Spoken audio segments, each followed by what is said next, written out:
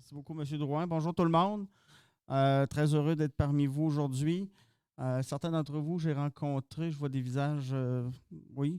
Je vais prendre le temps de faire ma présentation, de me présenter comme il faut, au moins que vous sachiez avec qui vous jasez aujourd'hui.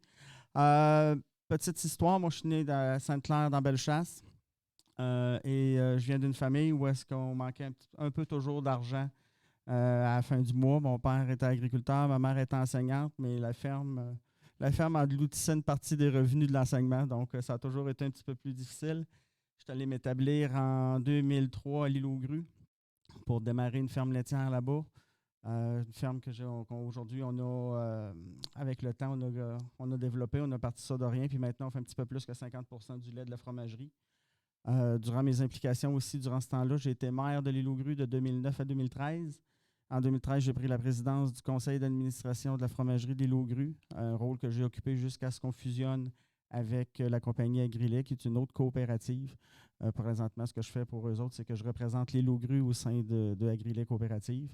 Et dans les 4 dernières années, j'ai été au conseil d'administration de la Caisse de la MRC de Montmagny à titre d'administrateur. La dernière année comme président, mais là, comme vous savez, quand on prend position politiquement, ben, il faut toujours faire des choix. Ben, c'est pour ça que j'ai dit que céder mon rôle là-bas. Je suis aussi père de 2 adolescents, un garçon de 13 ans, une fille de 15 ans. C'est grâce à eux c'est eux qui ont trouvé les mots pour que j'accepte de me lancer en politique. Au début, il faut savoir que j'avais refusé. Et c'est ma fille qui un jour m'a dit, tu sais, si tu as la chance à quelque part une fois dans ta vie d'aller à une place, est-ce que tu peux essayer de faire la différence? Ça sera peut-être le temps maintenant. Fait que c'est pour ça que je suis là. Pourquoi le PCQ? Ben, le PCQ, c'est un parti qui correspond à mes valeurs. C'est un parti qui parle de liberté, qui parle de laisser de l'argent dans les poches du monde. C'est un parti qui parle aussi de mettre les gens au centre des décisions. Toujours se poser la question, est-ce qu'on le fait vraiment pour les gens? C'est un parti moi, je trouve, qui voulait simplifier les choses, mettre ça plus efficace pour qu'on soit capable de donner plus d'argent, ou laisser plus d'argent pour les vraies missions qu'on a. Vous savez, ça fait 4 mois que je suis sur le terrain. Depuis le 12 mai, je me promène. Et puis, j'ai vu toutes sortes de gens, toutes sortes de situations. Mais je peux vous garantir une chose, c'est que vous autres, les organismes communautaires, vous êtes ma révélation. Vous savez, comme maire, on touche, on voit un peu ce qui se passe sur le terrain, mais faire ce que j'ai fait depuis les 4 derniers mois, ça m'a permis de me rendre compte à quel point vous étiez important pour le tissu social, à quel point vous étiez toujours sur la première ligne quand il arrivait des situations. Puis des situations, ce pas des situations qu'on voit dans les médias, là. Les histoires que j'ai vues à rencontrer des gens, les histoires que j'ai entendues, moi, m'ont profondément touché. Honnêtement, il y a des fois, là, je me souviens qu'il est arrivé une fois, à un moment donné, là, ça a pris un 5 minutes dans le char, là, juste pour replacer les émotions de ce que je venais d'entendre et de ce que je venais de voir. Fait que je sais que vous êtes confrontés à des situations hyper compliquées, mais j'ai beaucoup d'admiration pour ce que vous faites comme travail. Moi, ce que vous faites, ça me touche énormément. Aussi, on sait que la rumeur veut que le PCQ, les conservateurs en général veulent toujours tout couper. Je peux vous assurer une chose, c'est qu'on n'en est vraiment pas là. Moi, je pense que le Parti conservateur, ce qu'il veut faire, c'est simplifier les choses pour que l'argent y aille vraiment dans les missions, dans les bons endroits. Et puis, je pense que c'est un peu mon leitmotiv. On sait aussi que depuis la pandémie, vous êtes hyper sollicités. Je pense qu'il y a des régions où est-ce que les demandes d'aide sont 3 fois plus importantes dans les maisons de crise. Donc, je pense qu'il y a un ajustement à faire sur la demande. Tout le monde me le dit que depuis la pandémie, c'est beaucoup plus difficile. Donc, je pense qu'il faut tenir compte de ça. Et aussi, je vais vous annoncer, je ne sais pas si vous le saviez, mais le PCQ a annoncé que s'il était porté au pouvoir, il tiendrait un grand colloque sur la santé mentale des Québécois au cours des 100 premiers jours de son mandat. Évidemment, je n'arrive pas ici avec la prétention de tout savoir. Vous êtes nombreux, vous avez de nombreuses missions. Donc, moi, je vais adresser ce que vous m'avez proposé comme questionnaire. Mais sachez que mon rôle à moi, comme député, c'est vraiment d'être à l'écoute, puis de travailler pour les gens, puis porter le message des gens au gouvernement. Pas travailler pour le gouvernement, puis représenter le gouvernement auprès des gens. Je pense que ça fait une grosse différence. Et puis, si j'ai accepté d'aller en politique, c'est vraiment pour faire ma part pour la société. Je crois vraiment au phénomène de redonner dans une société. Et puis, c'est un peu pour ça que je suis là. Fait que, si vous êtes d'accord, on pourrait commencer la liste un petit peu de ce que vous nous avez envoyé. Puis, on pourrait en discuter ensemble aussi. Je pense que il y a des choses très intéressantes là-dedans à regarder. Puis, comme je vous le dis, moi, je n'ai pas la prétention de tout savoir. Donc, s'il y a des choses, on peut en discuter. Puis, je vais être très, très, très ouvert à ça. Bon, premièrement, on parlait du crise du logement. Évidemment, la crise du logement, on en parle beaucoup, puis elle est très réelle, cette situation-là. Euh, les processus, vous le dites, les processus sont longs pour le logement abordable, mais même pour le logement qui n'est pas abordable, il n'y en a pas beaucoup de logements. Puis les gens en souffrent, on en voit, puis c'est autant au niveau des gens qui sont un peu moins fortunés que des gens qui travaillent en entreprise. Il n'y a pas de logement, donc c'est quelque chose d'extrêmement compliqué. On sait que nous autres, au PCQ, notre idée, c'est toujours d'aider directement les gens le plus possible. Donc, souvent, ce qu'on veut faire, c'est donner de l'argent directement aux gens, mais on sait aussi que souvent, il y a des gens qui ont des dépendances et des fois, cet argent-là ne sera pas toujours bien administré. C'est là que vous entrez en rôle. C'est que l'idée, c'est pas de donner at large, mais c'est vraiment de travailler avec des organismes communautaires pour s'assurer que l'argent soit toujours bien administré puis bien utilisé. Aussi que l'idée aussi, c'est de faire en sorte qu'il y ait plus de loyers.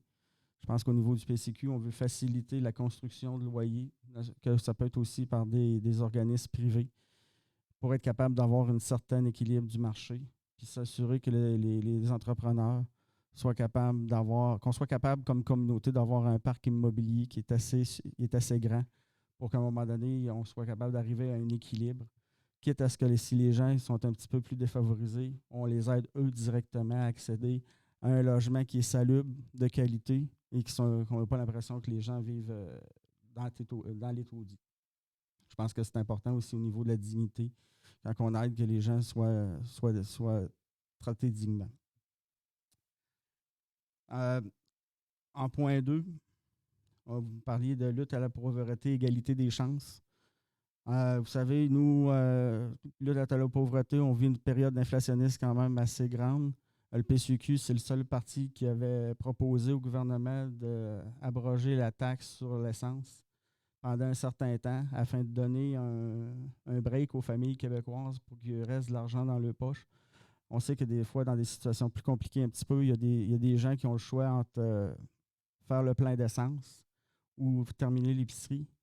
Dans une région comme la nôtre, qui n'est pas une région de Montréal, les distances sont grandes, les besoins de déplacement sont réels et on n'a pas le métro à côté. Puis je pense qu'il faut tenir compte de cette régionalisation-là dans les programmes. Toujours être capable d'adapter nos programmes à notre région. Donc, la taxe sur l'essence dans une période inflationniste, ça peut donner vraiment un bon coup de main pour les familles.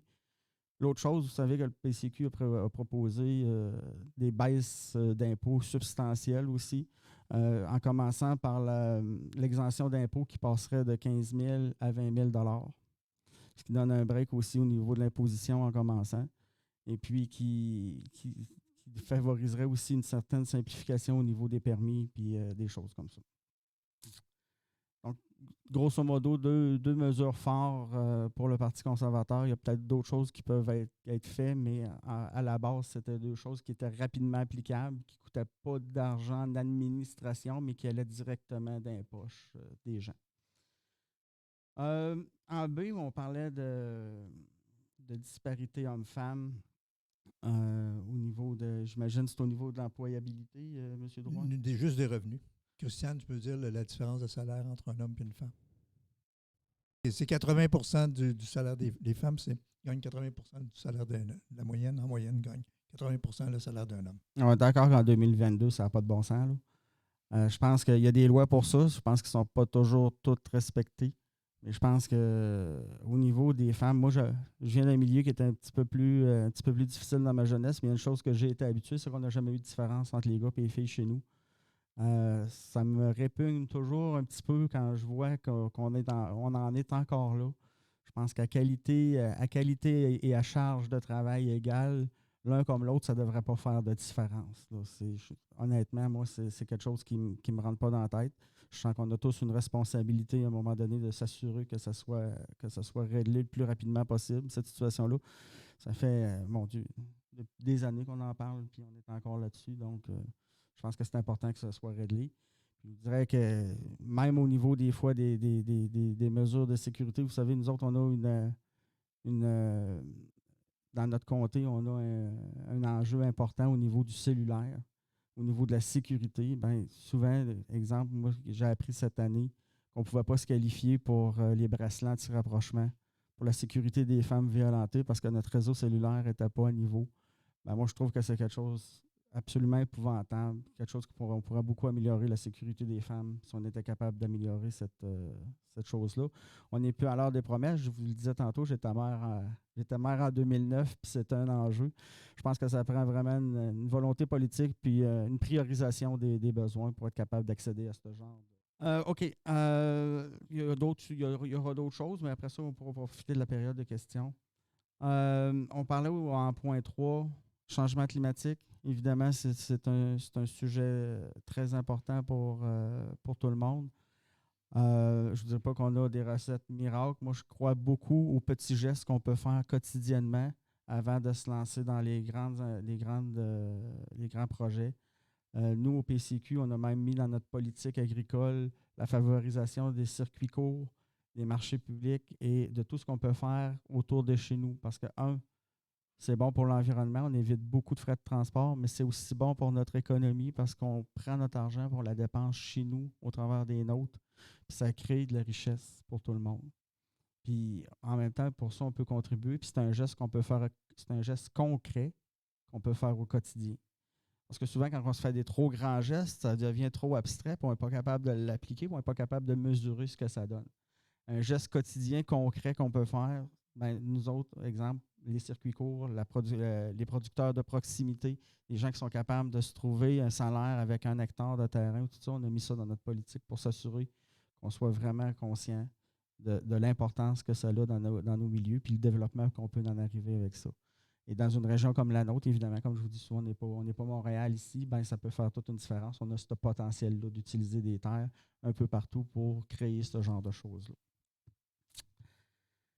Et puis, on serait rendu au point 4. Est-ce que je vais trop vite pour vous? Non, après ça, il y aura une période d'échange. Bon, OK, parfait, ça marche. Financement des organismes communautaires au point 4. Évidemment, la pénurie de main-d'œuvre, on peut l'adresser de différentes façons. Une des solutions que nous autres, on a trouvées au PCQ, c'est vraiment de favoriser le maintien à l'emploi des gens de plus de 60 ans par des réductions d'impôts substantielles qui donnent un break aux personnes expérimentées qui n'aient pas l'impression qu'ils travaillent juste pour payer de l'impôt. Donc, il y a un palier entre 60 et 64 ans de baisse d'impôt, puis un palier pour plus de 65 ans, aussi en baisse d'impôt. C'est une des situations. Les gens, ce qu'ils nous disent, c'est que, oui, ça maintient une masse critique d'emploi, mais aussi, c'est que ça permet une transmission du savoir. Ça permet une transmission du savoir-être en entreprise ou en service communautaire ou dans n'importe quel organisme qui emploie des gens.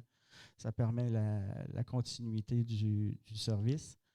On a aussi, nous, dans notre plateforme, le fait qu'on veut, au niveau de l'immigration, faciliter grandement en négociant avec le fédéral l'immigration. Et notre chef, Éric Duhem, a annoncé l'autre jour que lui, son objectif à moyen terme, c'est de rapatrier les pouvoirs décisionnels en immigration au Québec pour qu'on soit capable de s'assurer d'avoir notre plan de maîtrise et pas dédoubler ce qu'on fait, mais aussi s'assurer d'avoir une masse critique d'immigrants qui sont dans les régions. Parce que notre chiffre, c'est 50 000, mais 50 000 immigrants à Montréal, ça ne nous donne rien chez nous, ça. Là. Si on va avoir des gens qui sont capables de travailler avec nous, il faut qu'ils viennent vivre parmi nous. Puis ça, je pense qu'il faut être capable de contrôler cette situation-là. Et puis, à un moment donné aussi, il va y avoir l'efficacité de la gestion de la main-d'œuvre. Heureusement, Ici, avec la CDC, vous êtes un organisme coordonnateur de ce genre de choses. Nous, on a un regroupement d'organismes communautaires. C'est ça. Fait qu'il y a des choses qui sont faites à ce niveau-là. Donc, ça permet une meilleure utilisation des ressources. Puis c'est vrai dans les entreprises et tout ça. Puis comme vous travaillez avec l'être humain, bien évidemment, on ne peut pas faire de robotisation, c'est bien clair. Fait qu'il faut aller dans les situations. Quand on parle de financement, juste pour préciser, la pénurie de la main-d'œuvre, c'est que nous, les organismes communautaires, on a une subvention annuelle. C'est que quand les salaires montent un peu partout ailleurs, on ne peut pas monter les salaires, on n'a pas de revenus supplémentaires. Une épicerie peut monter ses prix, un commerce peut monter ses prix. Nous, on ne peut pas monter nos prix. On est obligé de couper dans les services. Effectivement, puis je comprends que parfois, vos budgets sont accordés alors que vous êtes en cours d'année financière. Donc, vous êtes toujours en train d'espérer quelque chose. Ça m'amène au point B. Ce que j'ai compris aussi à visiter les organismes communautaires, c'est que vous êtes toujours en train de courir après de l'argent. Parce que vous avez une partie de votre financement qui est sur un an, et le reste de l'argent vient par des ententes spécifiques. Je pense que ça ne coûterait pas plus cher d'accorder un budget global puis de l'accorder sur 3 ou 5 ans, quitte à ce qu'on change la façon dont les redditions de comptes sont faites pour que vous soyez en train de faire votre vraie mission, c'est-à-dire pas toujours remplir des demandes de financement puis faire des redditions de comptes, mais être capable de vous concentrer sur vos missions. Comme ça cadre super bien avec la philosophie des conservateurs qui disent simplifions, allons directement à mission, faisons confiance à nos organismes, donnons-nous un moyen de vérifier comment c'est fait, mais sinon, faisons confiance. Parce que c'est pas normal qu'à chaque fois que je rencontre un organisme communautaire, à presque totalité, c'est l'argent. On n'a pas de prévisibilité. On n'a pas de récurrence dans nos financements, puis on commence l'année en ne sachant jamais comment on va la finir. C'est épuisant, c'est stressant, puis en même temps, ça ne donne pas une sécurité d'emploi, puis on peut pas bâtir là-dessus. Donc, c'est une question de Manon Leclerc de l'ABC des Hauts-Plateaux, organisme en lutte au décrochage scolaire et alphabétisation. Dans vos présentations médiatiques, vous portez un intérêt accru au volet agriculture. C'est sans contredit un domaine que vous maîtrisez et connaissez bien. J'aimerais savoir quelle est votre connaissance de notre milieu éducatif en Montmagny-Lillet. Je ne compterai pas le mentir, là. Je connais beaucoup moins le milieu éducatif que le milieu je connais beaucoup moins le milieu éducatif que le milieu agricole. Par contre, j'ai une capacité d'écoute. Puis je me suis toujours positionné, en fait, que la job d'un député, c'est d'être capable de travailler avec les gens, prendre les besoins du milieu, puis de les faire monter auprès du gouvernement. La vraie job d'un député, c'est pas d'avoir toutes les solutions, c'est d'être capable d'être à l'écoute de son milieu, puis d'aller ouvrir des portes, de comprendre ce qui se passe, puis d'après ça, vérifier si ça correspond vraiment à ce qui est à faire. Mais non, c'est pas vrai. Je vais être très honnête avec vous. Je n'ai pas la prétention de tout connaître. Partout au Québec, mais on est aussi en région comme Montmagny-Lillet. On connaît les problématiques de nos régions. On ne vous a pas entendu vraiment sur les soins à domicile. C'est-tu quelque chose qu'on fait que votre collègue là, elle connaît ça? Là? Oui. Puis c'est l'avantage de travailler en équipe. C'est qu'on a un champ de compétences beaucoup plus grand. Je sais que dans certains pays, dont je crois c'est en Norvège, les budgets pour les soins à domicile versus les résidences sont inversés par rapport à ce qu'on fait chez nous. Et on sait, je pense que c'est quelque chose comme 75-25 là, ou 70-30. Là. Au Québec, on est à 70% pour les institutions, 30% pour le maintien à domicile. En Norvège, c'est le contraire. Sauf qu'on sait que ça coûte beaucoup moins cher. Donc, travailler avec le maintien à domicile, pour moi, c'est quelque chose qui fait énormément de sens parce que ça ne coûte pas plus cher. Puis on a des résultats, je pense, beaucoup meilleurs. Mais vous proposez quoi? Bien, c'est justement d'aller chercher l'argent dans où est-ce qu'elle est pour être capable d'aider le maintien à domicile le plus possible. Je sais qu'on a une pénurie de main-d'œuvre, on ne créera pas de monde, mais en même temps, il y a des gens qui sont peut-être en institution aujourd'hui qui seraient peut-être heureuses d'aller faire du maintien à domicile. Puis j'entends toutes sortes d'histoires sur des fois les maisons où est-ce que les couples sont séparés en fin de vie ou des choses comme ça. Je pense que si on est un gouvernement qui prend le monde au centre de ses décisions, Il faut être capable de prendre ce genre d'orientation-là. Et vous savez, le Parti conservateur, quand il parle de saine gestion économique, il ne parle pas de couper les budgets. Il parle de ralentir une certaine augmentation, mais d'assainir la façon dont c'est administré pour être capable de vraiment se concentrer sur les missions. Et c'est beaucoup plus rapide, tant qu'à moi, d'aider des gens en maintien à domicile que de construire des blocs parce que c'est des années avant d'arriver à s'occuper de la vraie mission. Effectivement, à la QDR, évidemment, on travaille fort pour le maintien à domicile. Je vous mets juste en contexte avec le SIAD. Je ne sais pas si vous connaissez cette abréviation-là. S'il vous plaît, faites-moi une grâce. Nommez-moi là au complet, ça va m'aider beaucoup. Soins intensifs à domicile. Oui. En fait, c'est un peu comme les gens du CLSC avec les infirmières qui se déplacent au domicile des gens, puis supervision médicale avec un médecin. Ce qu'on souhaite, c'est être capable de faire du palliatif à la maison et non en centre hospitalier, et de la gériatrie également. Donc, ces gens-là n'auraient pas besoin de se déplacer. On pense libérer entre 60 et 65 % des lits d'hospitalisation. Vous pensez que ça peut être une bonne idée? Bien, justement, cette idée-là a été mise en marche en 2019 par l'Association des omnipatriciens du Québec. Et malheureusement, ça n'a pas donné fruit par la suite. Là. Il y a eu des ententes qui ont été faites avec les CIUS, mais malheureusement, la pandémie peut-être, ou en tout cas la CAQ n'a pas donné suite à ça. Et on est là aujourd'hui à vous relancer par rapport à ça. OK. Le SIAD. Je vais vous emmener dans un endroit où est-ce que je ne vais jamais en campagne électorale, mais je vais le faire aujourd'hui. Moi, j'ai eu à vivre un soin palliatif à la maison. Ma conjointe est décédée l'hiver dernier et elle a fini ses jours à la maison chez nous. C'était pas quelque chose d'officiel, c'était quelque chose, mais je sais très bien c'est quoi que ça fait comme différence. Et je suis très sensibilisé à ça. Et je peux vous garantir que des fois, quand on est un jeune parti, on n'est pas un parti qui a défini des choses depuis des années, mais on a encore la chance d'influencer l'orientation. Et moi, c'est quelque chose sur lequel je tiens énormément. Pour lequel je suis allé en politique, c'est un jour, je revenais, à part les mots de ma fille, là, mais ce qui m'a amené une réflexion, c'est un jour, je revenais de voir ma mère qui aujourd'hui reste à Longueuil proche de ses filles parce qu'elle trouvait que c'était plus facile qu'à l'île aux grues, il faut s'entendre. Puis j'attendais aux nouvelles qu'il y avait eu 6000 morts dans RPA de personnes âgées. Il y en a, les médecins comptaient qu'il y en a qui étaient morts de dysfonction rénale. Moi, je trouve qu'en 2022, au Québec, on ne peut pas mourir de soif. Ça ne fait pas de sens.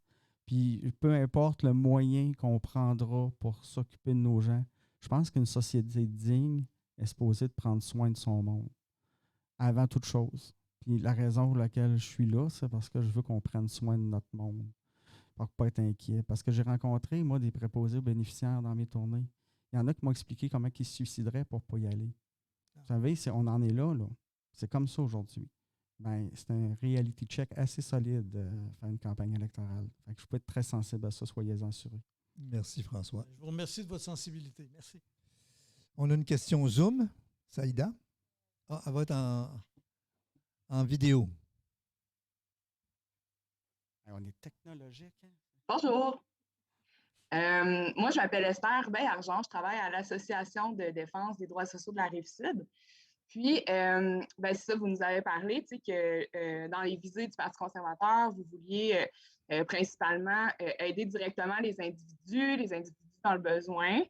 Puis, vous nous avez mentionné, tu sais, par rapport à la lutte à la pauvreté, qu'une des mesures, c'était entre autres de faire passer le taux d'exemption pour les impôts de 15 000 à 20 000 $ par année. Tu sais, peut-être un point que j'aimerais apporter à votre attention avant de poser ma question, c'est qu'en ce moment, les personnes à cité sociale au Québec, pour le meilleur taux de prestation, le taux le plus haut, ne reçoivent même pas 15 000 $ par année, donc ne payent pas d'impôts. Puis, pour la prestation de base à l'aide sociale, qui est 708 $ par mois, ça équivaut même pas à 10 000 $ par année qu'elles reçoivent.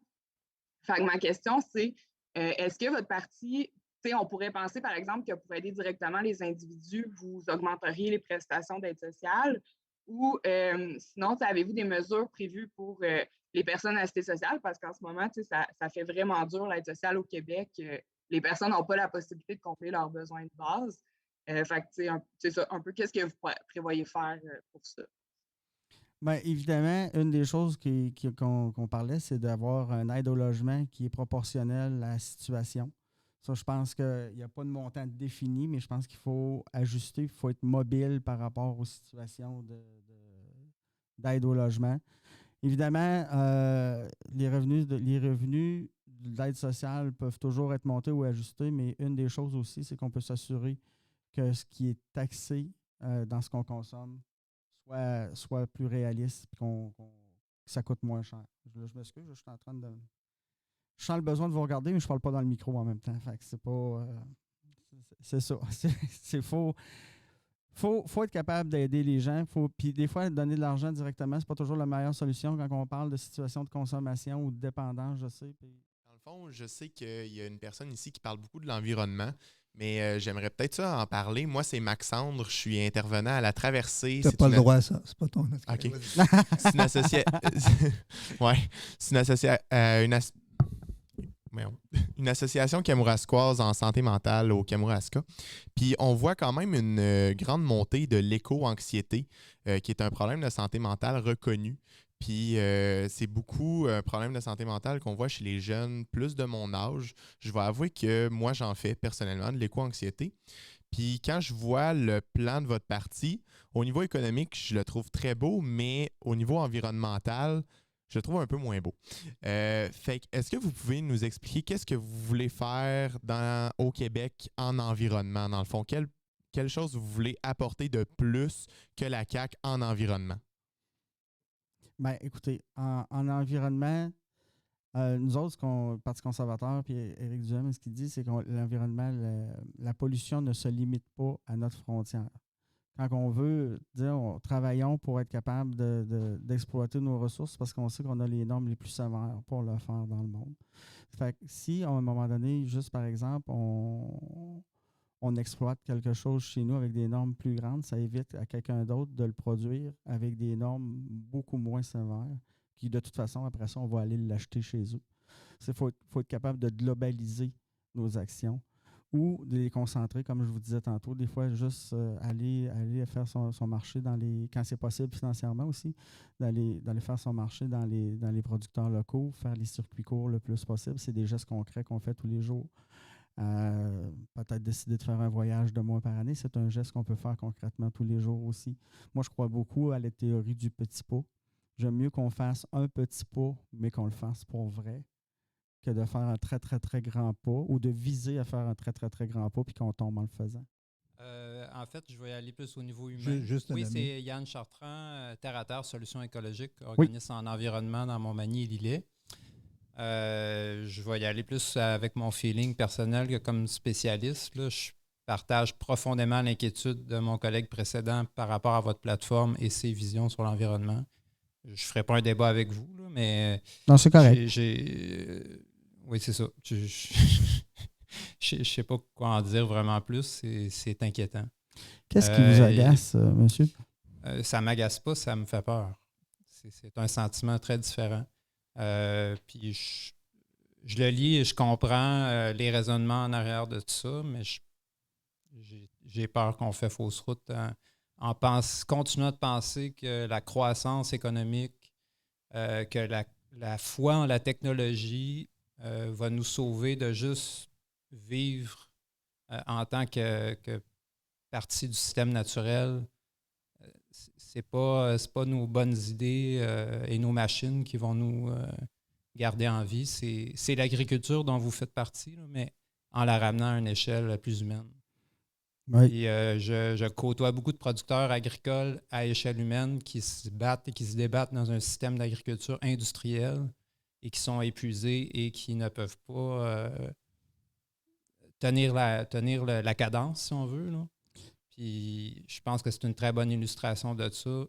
Et les changements climatiques sont juste une brique de plus dans cette situation-là. Fait que... Vous savez, juste sur la plateforme qu'on a déposée, la plateforme agricole et ruralité qu'on a déposée dimanche dernier, il y a une très grande part de ce que vous parlez qui est inclus parce qu'on va même jusqu'à dire qu'il faut moderniser le CPTAQ pour s'assurer d'avoir des producteurs de proximité qui puissent s'imbriquer dans la mosaïque agricole de notre région, ou de toutes les régions pour s'assurer de faire une place. On parle de partage de territoire ici. Et moi, je suis très conscient que ces producteurs-là, ils amènent une qualité de produits, un savoir-faire nouveau. C'est souvent par eux autres qu'il va arriver le mouvement qui va faire que ça va faire changer les choses. Mais en même temps, je peux pas, puis je ne veux pas faire un débat avec vous non plus. Soyez assurés, je respecte parfaitement votre position. Mais en même temps, ça prend une certaine partie d'agriculture industrielle pour être capable d'avoir des prix bas pour ceux qui sont pas capables de se payer les produits les plus frais. Je pense qu'il faut faire un équilibre là-dedans pour, exemple, les institutions qui des fois vont acheter du volume de masse pour être capable de se servir, parce que ça aide à maintenir des prix un petit peu plus bas. Je pense que ce qu'il faut faire, c'est d'être capable d'avoir une agriculture qui répond à tous les besoins, lentement. Christiane Bourgault, Centre Femmes La Jardilec, territoire Montmagny-Lillet. Moi, ça fait 30 ans que je suis dans le milieu communautaire et ça fait 30 ans qu'on se bat pour du financement, puis j'ai pas vu d'amélioration en 30 ans, beaucoup, là. Donc, moi, ce que j'aimerais que vous me dites, concrètement, c'est quoi vous allez faire pour les organismes communautaires? Pour que le financement de base, on ne se batte pas pendant qu'on aille manifester un peu partout au Québec, qu'on puisse faire ce qu'on a à faire avec des peu de ressources. Nous, on est 4 là, pour un territoire qui est 28 municipalités, là. Puis, on n'a aucune augmentation depuis 15 ans. À un moment donné, là, ça fera, là. Vous faites des miracles avec à peu près rien. Oui, vous tenez ça à bout de bras, puis vous êtes les enfants pauvres du système, je le sais, ne serait-ce qu'au niveau des salaires et tout ça. S'il y a une chose que j'ai compris, c'est que pour le même montant d'argent, si on vous le donnait sur 3 ans ou sur 5 ans, puis qu'on vous simplifiait la vie, ça serait déjà un début. Puis après ça, ben, c'est de cibler où est-ce qu'il en manque, puis d'en donner. Mais vraiment que vous ne soyez pas obligé de vous battre chaque année, puis vous preniez 20% de votre tâche pour être obligé de répondre à des papiers puis à des demandes, puis que ça soit fait de temps en temps. Je pense que ce serait une solution qui ne coûterait pas plus cher à l'État, mais qui faciliterait grandement la vie de tout le monde aussi, là. Mélissa Boilard, au Trait d'Union Montmagny, groupe d'entraide en santé mentale.